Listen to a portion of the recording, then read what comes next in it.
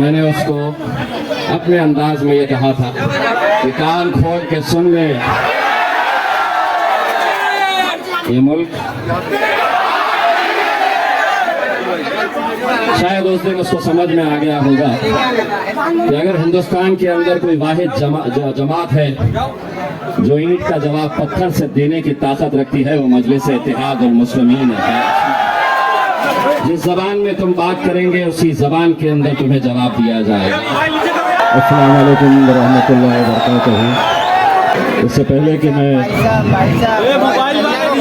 अपनी तकरीर शुरू करूं, आज कुछ हिसाब चुकाना है।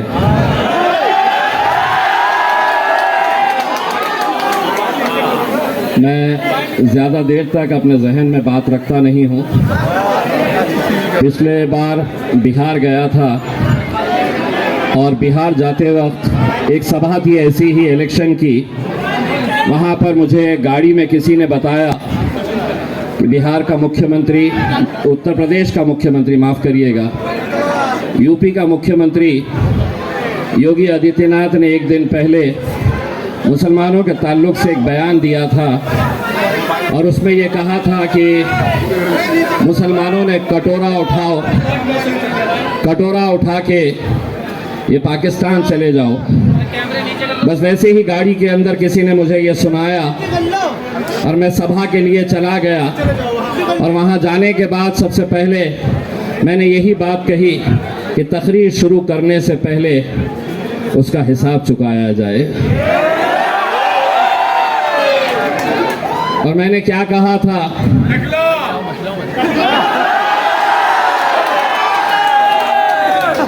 ये भी थोड़ा महज़्ज़ब तरीके से आपने बोले हैं। मैंने उसको अपने अंदाज में ये कहा था कि कान खोल के सुन ले, ये मुल्क शायद उस दिन उसको समझ में आ गया होगा कि अगर हिंदुस्तान के अंदर कोई वाहिद जमात है जो ईंट का जवाब पत्थर से देने की ताकत रखती है, वो मजलिस इत्तेहाद और मुस्लिमीन है। जिस जबान में तुम बात करेंगे उसी जबान के अंदर तुम्हें जवाब दिया जाएगा। वो उसका हिसाब था, आज शक्ति कपूर का हिसाब लिया जाएगा। उन्होंने किसी ने उनसे कहा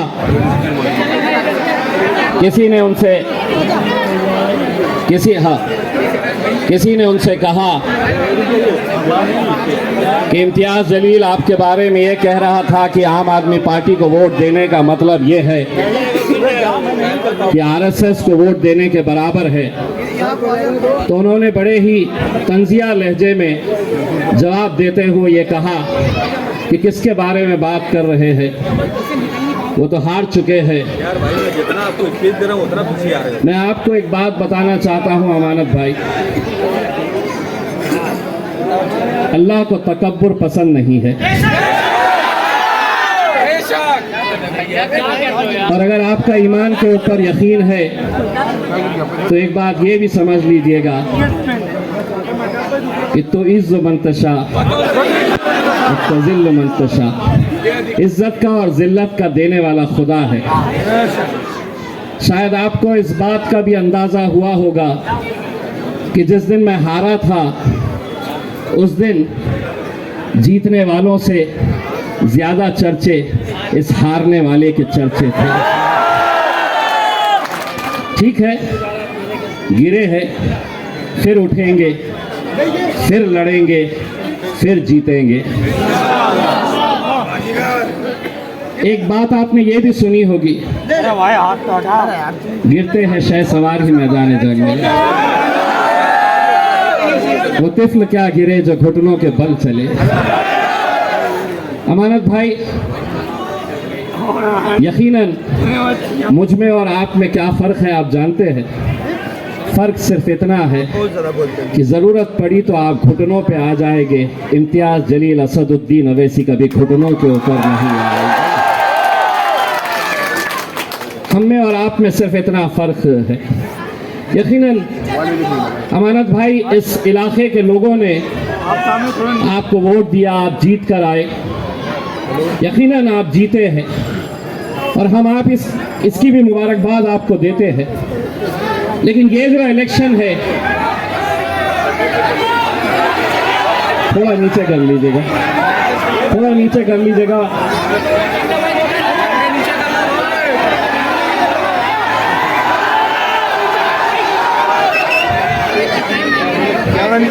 इससे एक बात तो साबित होती है कि मेरा चेहरा शक्ति कपूर के जैसा नहीं है।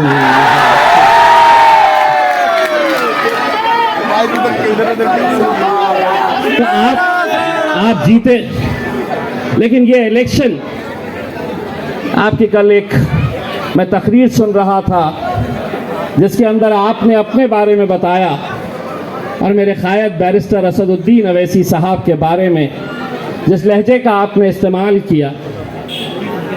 ये इलेक्शन के अंदर मजलिस इत्तेहाद अल मुस्लिमीन अगर चाहती तो हम 20 सीटें लड़ सकते थे, 40 लड़ सकते थे, 50 लड़ सकते थे, लेकिन हमने सिर्फ 2 ही सीटें लड़ने का फैसला किया और उसमें एक सीट यहाँ की ओखला की शिफा भाई की सीट थी। अमानत भाई, मैं दिल्ली का जिम्मेदार हूँ, असद भाई इतना यकीन रखते हैं। मैं आपको आज एक बात पूरी ईमानदारी के साथ कहना चाहता हूँ। शिफा भाई को मैंने कभी देखा नहीं हूँ, मैं कभी उनसे बात नहीं किया, ना कभी मेरी गुफ्तगू हुई, ना मैंने उनके साथ फोन के ऊपर बात किया। आज एक सियासतदान नहीं, एक दीवाना, एक जुनूनी, एक अपनी कौम से मोहब्बत करने वाला महमूद हमारे साथ जुड़ा है। आज आपको मैं बताना चाहता हूं, अगर शिफा भाई अगर हमारे उम्मीदवार नहीं रहते तो मजलिस इस महमूद को टिकट देने वाली थी। महमूद इलेक्शन लड़ने वाला था हमारी तरफ से। पूरी दिल्ली की यूनिट, शोएब भाई हो, हमारे भूरे भाई हो, पूरे लोगों ने मुझे मनवाया था। लेकिन महमूद भाई, जब शिफा और रहमान के 2 बच्चों की तस्वीर हमारे सामने आई, उस दिन हमने ये फैसला किया कि हम इन 2 मासूम बच्चों के लिए खड़े रहेंगे, पूरी ताकत के साथ खड़े रहेंगे। नूरीन भाभी के लिए जो अपने शौहर को पिछले 5 साल से जेल के सलाखों के पीछे देख रही है, हम उनके लिए खड़े रहेंगे। हमने ये फैसला किया और आप हम पर इल्जाम लगा रहे हैं, आप हम पर ये इल्जाम लगाकर कह रहे हैं हम वोट काटने के लिए आए हैं। तो अमानत भाई, एक बात ये भी आप अच्छी तरह से सुन ले, अगर आप आम आदमी पार्टी के अंदर रहते या किसी और पार्टी के अंदर रहते और बिना वजह आपके ऊपर UAPA लगाया गया होता तो यकीन मानिए हम पार्टी को दरकिनार करते, आपके खिलाफ भी उम्मीदवार हम खड़ा नहीं करते, क्योंकि आप का और हमारा, ठीक है आप अलग अलग पार्टियों के अंदर हम रहेंगे, जमहूरियत है, कोई अलग अलग पार्टियों में रह सकता है, लेकिन अमानत भाई, मेरा और आपका एक और रिश्ता भी है और वो कलमे का रिश्ता है। तेरा मेरा रिश्ता क्या? तेरा मेरा रिश्ता क्या? तेरा मेरा रिश्ता क्या? आपने बड़े अकड़ कर ये बात कही कि कौन इम्तियाज जलील। जब आप केजरीवाल जिंदाबाद के नारे लगा रहे थे, ये वही इम्तियाज जलील अपने आका मोहम्मद मुस्तफ़ा सल्लल्लाहु अलैहि वसल्लम के खिलाफ जब गुस्ताखी हो रही थी तो आपकी पार्टी इस मुद्दे के ऊपर रास्ते पर नहीं आई थी। हमने हिंदुस्तान की तारीख के अंदर इतनी बड़ी रैली निकाली नहीं गई थी। जब आप अरविंद केजरीवाल जिंदाबाद के नारे लगा रहे थे तो मैं लब्बैक की आवाज दिया तो हजारों की तादाद के अंदर उस सरजमीन के ऊपर जहां पर शिवसेना और भारतीय जनता पार्टी की हुकूमत है, तुम अपने मालिक के लिए नारे लगा रहे थे और हम नारे तकबीर अल्लाहू अकबर कहकर रस्तों के ऊपर निकले थे। ये फर्क है हम में और तुम में। ये जो हवा चल रही है ना कहीं आपको भी महसूस हो रहा है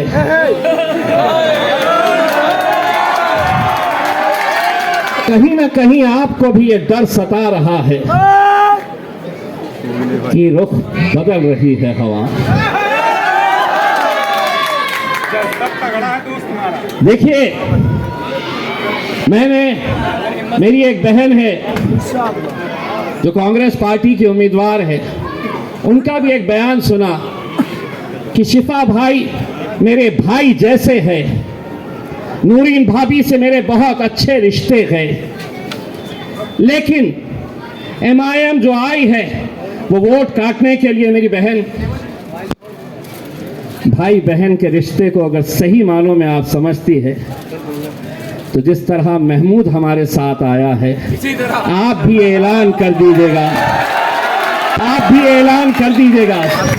इलेक्शन आएंगे, इलेक्शन जाएंगे, कोई हारेगा कोई जीतेगा, लेकिन बहन हिंदुस्तान के अंदर मिसाल कायम कर दीजिएगा कि एक बहन अपने भाई के लिए कुर्सी को ठोकर मार सकती है करके। आ जाइए, मैं आपको भी दावत दे रहा हूं। जिस तरह ये यहाँ की आवाम ने आज तय किया है कि हमने इतने साल सबको आजमाया है, लेकिन इस बार मजलिस इत्तेहादुल मुस्लिमीन को इस वजह से आप साथ दे रहे हैं क्योंकि हमने एक मजलूम इंसान जो जेल के अंदर कैद है, उसकी बेल नहीं हो रही, सुनवाई नहीं होती, कानून क्या अलग अलग बना हुआ है इस देश के अंदर। हम ये सवाल नरेंद्र मोदी से पूछना चाहते हैं, अमित शाह से पूछना चाहते हैं, कितने साल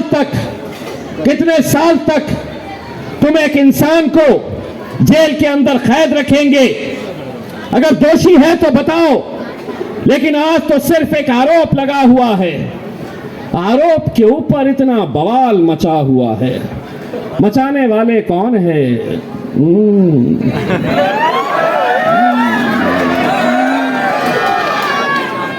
बड़ा जहां असद साहब जा रहे हैं, आपने एक दंगाई को टिकट दे दिया, दंगा करने वाले को टिकट दे दिया, दंगे के आरोपी को टिकट दे दिया। तो एक बात सुनो, और नरेंद्र मोदी अमित शाह को भी सुनाओ ये बात। अगर मेरा भाई शिफा अगर दंगाई तुम उसे बता रहे हो, तो जिस पार्लियामेंट के अंदर इम्तियाज जलील को बैरिस्टर असदुद्दीन अवैसी साहब के बाजू बैठने का शर्फ हासिल हुआ था, उसी पार्लियामेंट के अंदर हमने दहशतगर्दों को भी बैठे हुए देखा है। दहशतगर्दों को हमने देखा है, लेकिन उनके लिए कानून अलग, हमारे लिए कानून अलग। लेकिन हम बोलेंगे, हम लड़ेंगे, और ये इलेक्शन ओखला की आवाम का इलेक्शन है मेरे भाई। अगर मैं ये कह रहा हूं कि उम्मीदवार यहां पर आपके बीच में नहीं है, इंशाअल्लाह दुआ करिएगा कि उन्हें बेल के ऊपर, पैरोल के ऊपर अदालत रिहा कर दे। अगर वो पैरोल के ऊपर आ जाते हैं तो अमानत भाई उसी दिन अपना डब्बा बंद करके कश्मीर निकल जाइए, टहलने के लिए चले जाइए। वैसे भी बहुत बना लिए है सुना आपने, रखने के लिए जगह तो नहीं होंगी तो थोड़ा खर्च करके आ जाइए। लेकिन मेरे भाई, ये इलेक्शन आप लोगों को लड़ना है, भूल जाना है। अगले कुछ दिनों तक हर शख्स अपना नाम यहां पर, हर हर शख्स का नाम यहां पर क्या होगा? मैं हूं शिफा रहमान। आपको अपना नाम तब्दील करके ये समझकर इलेक्शन लड़ना है कि मैं इलेक्शन लड़ रहा हूं। और यकीन मानिए, ये लोगों को बड़ा शौक आता है, बड़ा शौक होता है कि पकड़ो इन्हें, डालो जेल में, पकड़ो इन्हें, डालो जेल में। इंतजार करते रहते हैं कि कब आएगा, किसको हम लपेटेंगे, किसको डालेंगे। ये तो वैसे भी इंतजार करते रहते हैं कि कब हमारे मुंह से कुछ निकले। अगले दिन दनादन चलाए ब्रेकिंग न्यूज, ब्रेकिंग न्यूज। अब एक बात सुनो, इनके साथ ऐसा रिश्ता हो गया है हमारा, हम इशारों इशारों में बात करते हैं और ये समझ जाते हैं हम क्या बोल रहे हैं करके। उसमें एक सभा के अंदर हमने इशारों इशारों के अंदर सिर्फ इनको परेशान करने के लिए बोल दिया कि देखो तुमको क्या करना है, चीपो चीपो चीपो।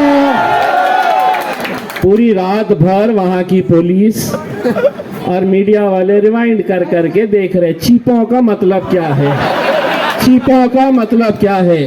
असद भाई बोले, मियाँ तुमने अपने तकरीर में क्या बोल डाले, सब लोग परेशान हो रहे ना। चीपो चीपो क्या है? मैं बोला कुछ भी नहीं है, इनको परेशान कर रहा था साहब से।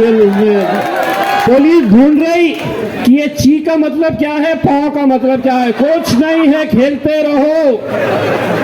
हमको इशारों इशारों में जो भी बोलना है, क्योंकि हम अब आधा बोलते हैं, आधा ये बोलते हैं उसमें।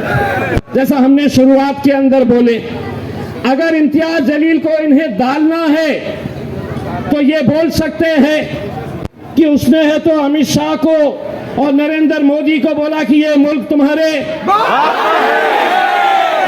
अब ये बोलेंगे ऐसा डालते, मैं तो आधा ही बोला, ये मुल्क तुम्हारे,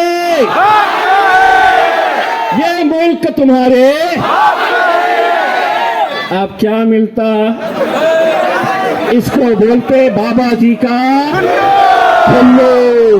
कुछ नहीं होता, हम बहुत होशियार हो चुके हैं।